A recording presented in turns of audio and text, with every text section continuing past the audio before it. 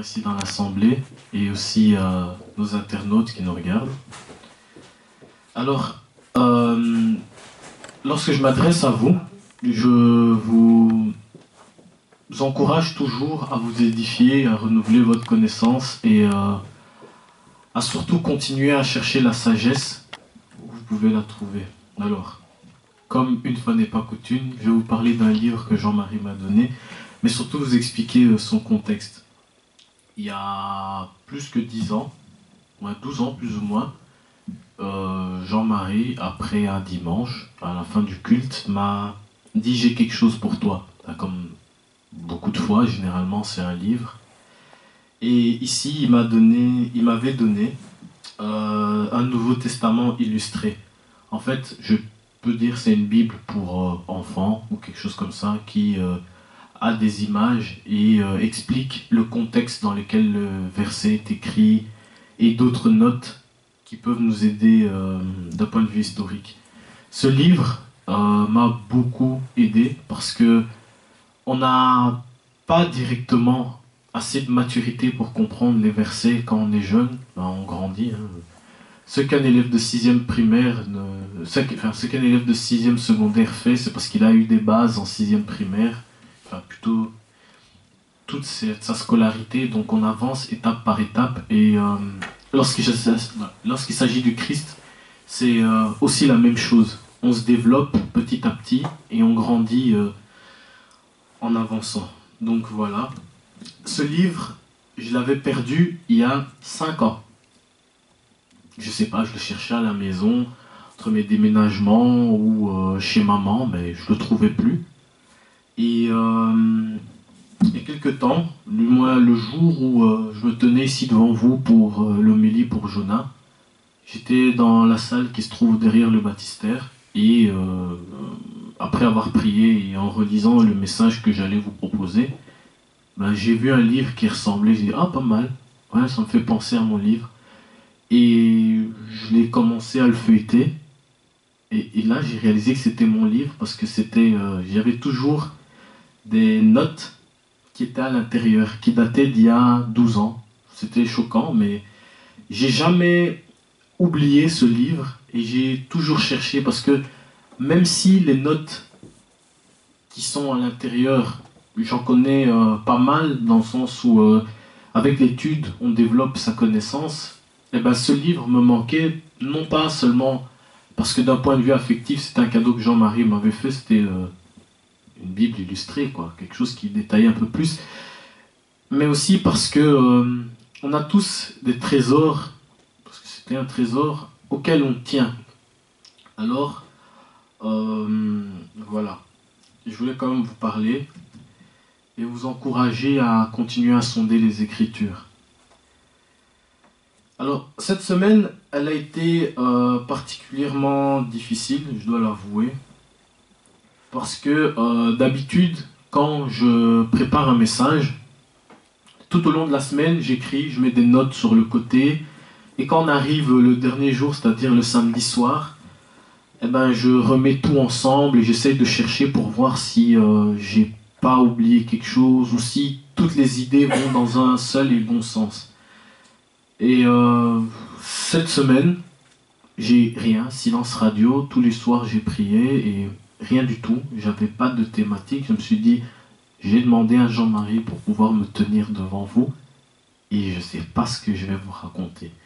Donc ça a été très difficile, mais j'ai rien eu, vraiment rien, jusqu'à 23h56 hier. Alors, on parlait avec maman et après notre conversation, j'ai pris une feuille blanche et j'ai noté un peu ce qui m'avait traversé. Donc, pour être honnête avec vous, pour l'instant, je suis un peu triste, d'une humeur un peu morose. Morose, pour ceux qui ne savent pas ce que ça veut dire, c'est une tristesse que la joie ne peut pas vraiment venir remplacer. Pourquoi je dis ça ? Parce qu'en écrivant, j'ai encore repensé à Jonah, vu que ça fait 1 mois maintenant qu'ici, il est parti, que Jonah nous a quittés. Et j'ai réalisé que dans quelques jours, ça fera 2 ans que tonton Beryl nous a quittés aussi, le frère Bernard. Ce sont des décès qui pèsent sur la conscience, d'autant plus que c'est des gens qui ont été à côté de nous et qui nous ont aidés à nous développer. Moi, je ressens le manque de Jonah, par exemple, quand je rentre dans l'église, que je tourne la tête, que je vois Grâce, qu'on ennuyait tout le temps, que Jonah, il appelait Alvaro, ça va? Là, elle sait de quoi je parle. Ou même à la fin du culte, quand on se voyait, on se dit toujours bonjour, comme le Seigneur nous encourage à nous saluer d'un saint baiser. Eh ben, c'est un trou, même au niveau des places. On a tous des places où on est généralement assis. Et lorsque une personne manque, tout nous est dépeuplé, comme on dit. Donc voilà, ça reste quelque chose qui pèse sur la conscience de chacun d'entre nous. Et je pense que vous avez aussi ce manque si vous avez perdu quelqu'un de cher d'une manière ou d'une autre. Et voilà. Malgré toute cette tristesse, j'ai quand même choisi de me tenir devant vous. Pas que pour l'engagement que j'ai pris auprès de Jean-Marie. Engagement pris d'ailleurs parce que la vie, elle est comme ça.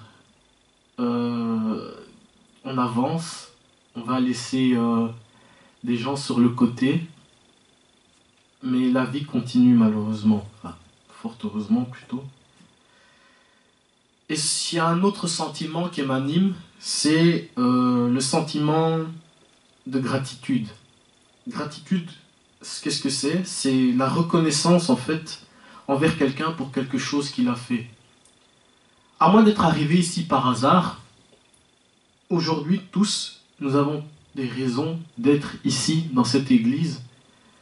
Moi pour ma part, c'est un sentiment de gratitude envers l'Éternel pour tout ce que j'ai. J'ai déjà expliqué à plusieurs fois, j'ai eu un accident au mois d'octobre et j'aurais peut-être pas dû être avec vous, mais le Seigneur m'a donné encore des jours, des mois, des années. C'est lui qui sait.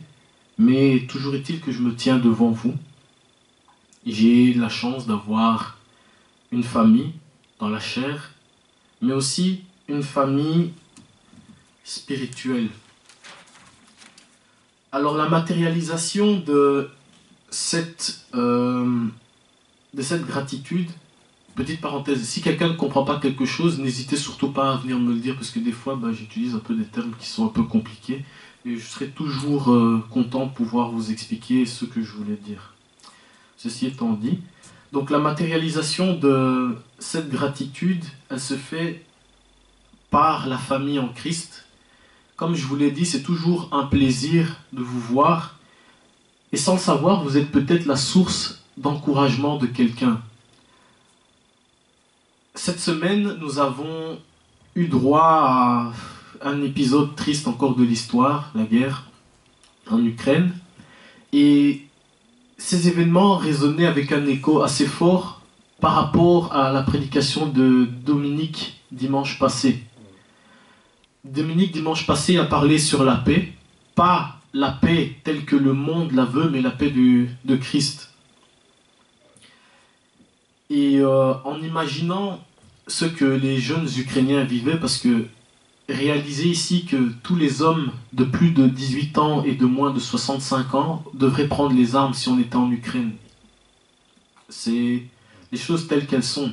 Alors, il faut se mettre à leur place. Nous vivons dans un pays où le lait et le miel coulent, où nous avons la paix. Et donc, voilà. Cette famille dont je parlais tout à l'heure, c'est cette famille en Christ, chacun d'entre vous, qui est une source de joie et une source d'encouragement. Car vous êtes des gens imparfaits, mais qui par Christ luttent pour atteindre la perfection en le suivant. Donc la personne à côté de vous est aussi une source d'encouragement. Différentes générations sont assises ici, des gens plus jeunes, plus anciens, mais nous sommes tous réunis dans le même but. Les plus anciens, eux, sont une source d'encouragement pour les plus jeunes parce qu'ils ont persévéré, ils sont arrivés là où ils sont arrivés aujourd'hui. Et les plus jeunes, eux, sont une source d'espoir pour les plus anciens, parce que ils vont grandir dans les sentiers du Christ et persévérer et encourager eux-mêmes à leur tour ceux qui viendront après. Alors une autre source de gratitude se trouve dans un chant écrit par le compositeur Edwin Othello Excel. Si je vous dis ça comme ça, vous savez sans doute pas qui c'est, mais vous connaissez une partie de sa chanson. Alors, c'est « Si tu perds dans le voyage plus d'un cher et doux trésor, pense au divin héritage qu'il te reste encore. Ensuite, compte les bienfaits de Dieu mêlés devant tes yeux. Tu verras, en les comptant, combien le nombre en est grand. » C'est le chant 318, « Quand le vent de la tempête », pour nous francophones. Mais si on devait le traduire tel que l'auteur l'avait écrit, ce serait « Compte ses bienfaits ». Les trésors, pour moi, Fabrice, ne sont pas uniquement matériels. Les trésors, c'est aussi ces gens qui sont autour de nous, ces gens qui nous rapprochent du Seigneur, qu'on espère plus tard pouvoir revoir. Voilà. Ceci étant dit, et je vous ai parlé de la gratitude. Alors, aujourd'hui, je vais vous pousser à l'introspection. L'introspection, c'est quoi? C'est une réflexion à l'intérieur de vous-même. La première question que j'aimerais vous poser, c'est: est-ce que quelqu'un sait combien d'heures il y a dans une semaine? 148. Non, vous êtes tout près. 160. 168. Bon, on va le donner à Jean-Marie parce que il était le plus proche. Statistiquement, nous dormons un tiers de ce temps, c'est-à-dire plus ou moins 56 heures. À moins que vous ayez des problèmes de sommeil, on dort plus ou moins tous 8 heures par jour, et ce, 7 jours par semaine. Ça varie aussi en fonction des âges, les enfants, plus 11 heures, et nous qui sommes adultes dans notre phase de construction qui est terminée, ça varie entre 6 et 8. Mais on va prendre le chiffre 8, comme ça on reste sur une moyenne stable et tout le monde peut compter avec moi. Donc on dort un tiers de ce temps, il nous reste donc 112 heures. Alors, dans ces 112 heures, il ne faut pas oublier que nous passons plus ou moins 8 heures, soit au travail, soit à l'école. Et donc, il ne reste plus que 56 heures. Je ne sais pas si vous me suivez tous. Ok, top. Donc, il ne reste plus que 56 heures. Vous réalisez bien que dans ces dernières 56 heures, c'est le temps qu'on a à disposition pour faire tout le reste des choses. C'est-à-dire les tâches quotidiennes, nettoyer la maison, faire les courses, etc.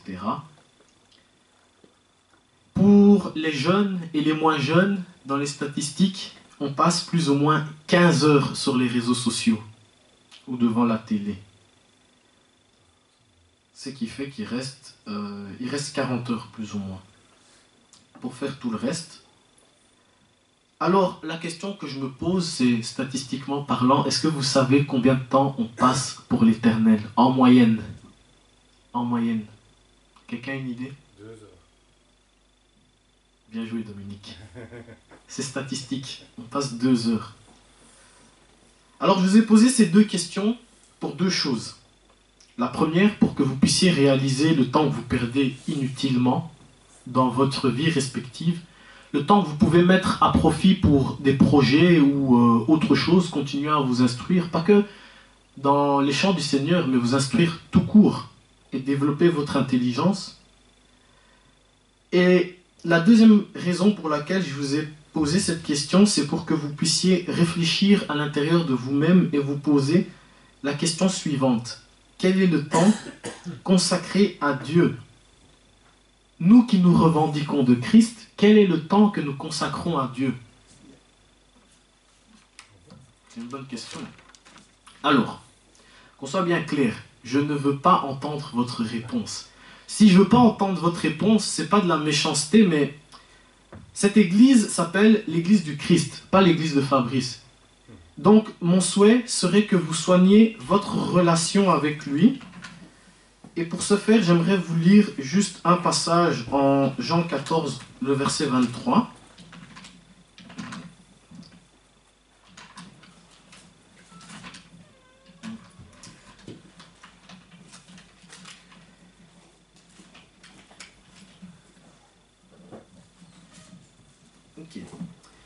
Donc, c'est Jésus qui parle. Hein. Celui qui m'aime m'obéira. Celui qui m'aime obéira à ce que je dis. Mon Père l'aimera. Nous viendrons à lui. Mon Père et moi, nous habiterons chez lui. Alors, à l'intérieur de ce que Jésus dit, comme je le disais, c'est pas une relation avec moi. C'est une relation entre Jésus, Dieu et vous. Voilà pourquoi je ne veux pas entendre votre réponse. Enfin, voilà une des raisons pourquoi je ne veux pas entendre votre réponse. La deuxième, c'est que je souhaiterais que chacun d'entre vous s'auto-critique et s'auto-évalue. Si jamais on devait donner la réponse comme ça de manière audible, je pense que certains d'entre nous gonfleraient les chiffres, donc mentiraient. D'autres seraient épris de remords par le peu de temps passé en sa présence. Alors, en ce qui concerne le mensonge, en acte 5, nous avons l'exemple de Ananias et de Saphira qui, eux, ont menti à Dieu. Le rappel, c'est qu'on peut mentir aux hommes, mais pas à Dieu. Vous savez vous-même ce que vous faites. Donc voilà. Ensuite, ceux qui estiment avoir passé assez de temps et qui font de bonnes choses, je vous félicite, je suis content pour vous. Sachez juste une chose, c'est que le Seigneur ne veut pas que nous soyons comme les hypocrites en Matthieu 6 qui sont avec leur étendard et qui montrent à la vue de tous ce qu'ils ont fait. Le Seigneur nous dirige vers l'humilité.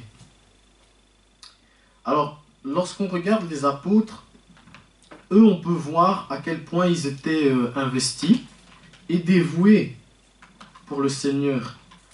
Je vous invite à prendre juste acte 2, au verset 42. Si vous ne le prenez pas, c'est pas grave, je vais vous faire la lecture. On va lire le verset 43 aussi, qui est une des conséquences justement de leur dévotion. Tous s'appliquèrent fidèlement à écouter l'enseignement que donnaient les apôtres, à vivre dans la communion fraternelle, à prendre part au repas commun et à participer aux prières. Chacun ressentait la crainte, car Dieu accomplissait beaucoup de prodiges et de miracles par l'intermédiaire des apôtres. Alors, on voit à quel point ils étaient dévoués et investis, ces apôtres, et l'une des conséquences, c'est les œuvres que le Seigneur développait dans la vie de chacun d'entre eux. En Matthieu 6, verset 33, il est écrit « Cherchez d'abord le royaume de Dieu et tout le reste vous sera donné ». Le Seigneur nous oriente à passer du temps avec lui, mais surtout à faire de lui sa priorité, parce qu'il dit d'abord. Quand on dit d'abord, ça veut dire qu'on met cette chose en priorité, parce que c'est quelque chose qui est important. Les apôtres avaient la parole et sa diffusion comme priorité. Alors si on remet ça à nos vies, prenons l'exemple d'un sportif. Un sportif qui voudrait passer pro ou atteindre un record ou développer ses compétences. Est-ce que vous pensez sincèrement qu'en travaillant 2 heures sur la semaine, il y arrivera? La réponse, elle est claire, simple, nette et précise, c'est non. À moins que ce soit un génie, et même le talent ne suffit pas, il va devoir se consacrer et être dévoué à son objectif. Donc, étant donné que c'est quelque chose qui sera important pour lui, il le priorisera et le mettra devant.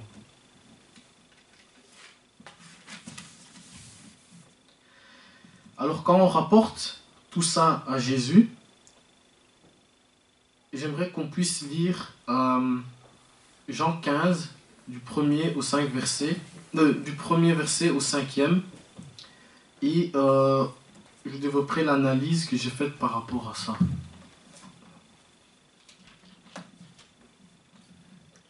Jésus dit, « Je suis la vigne, mon Père est le vigneron.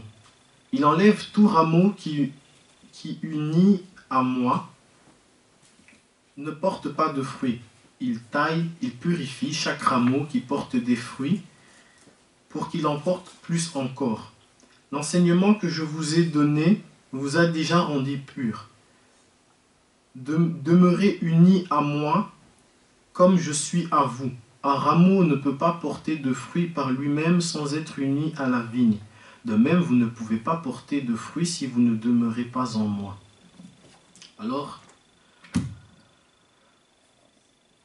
ici le Seigneur nous incite à pouvoir nous coller à lui.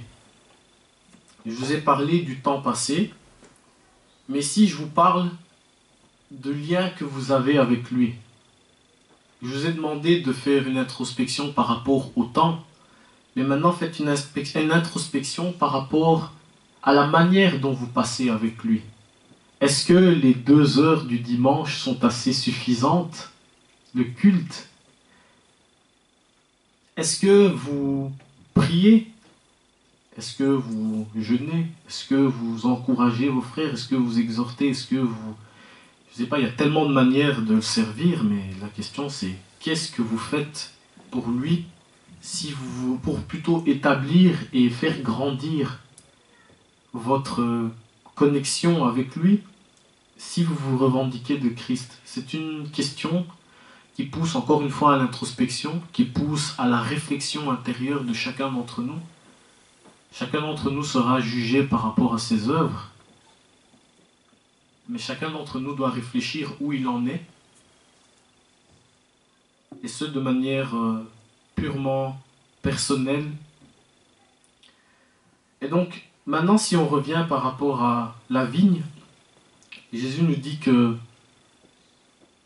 c'est l'arbre, et on peut constater que lorsque une branche n'est plus collée à son arbre, non seulement ses fruits perdent de l'éclat, en plus de ça, séparée à son arbre, la branche ne peut subsister. Vous avez tous déjà vu une branche qui n'est plus à côté de son arbre. C'est du bois sec progressivement, et ensuite c'est bon à brûler. Je ne sais pas si vous avez déjà essayé de brûler un bois qui est encore vivant et de brûler quelque chose qui est sec. Il y a une différence. Sans l'arbre, la branche n'a pas de sève. La sève, on peut comparer ça à, grossièrement, bien évidemment, au sang dans le corps de l'être humain. Imaginez-vous un membre qui serait retiré et qui n'aurait pas de sang. Ce membre va mourir. Mais le Seigneur nous fait une promesse aussi, c'est que si nous demeurons en lui, nous aurons des fruits. Nous connaissons notamment les fruits de l'esprit. Mais il y a aussi d'autres fruits qui sont la paix, ces différentes promesses qu'il nous donne. Ce sont des choses qui sont développées si on reste en lui. Pensons-y à ça. Alors, avant de clôturer, j'aimerais vous poser une dernière question. Que faisons-nous pour rester connectés à Christ? Que faisons-nous pour que la branche reste avec l'arbre et que nous portions des fruits? Que la paix du Seigneur soit avec vous. Amen. Amen.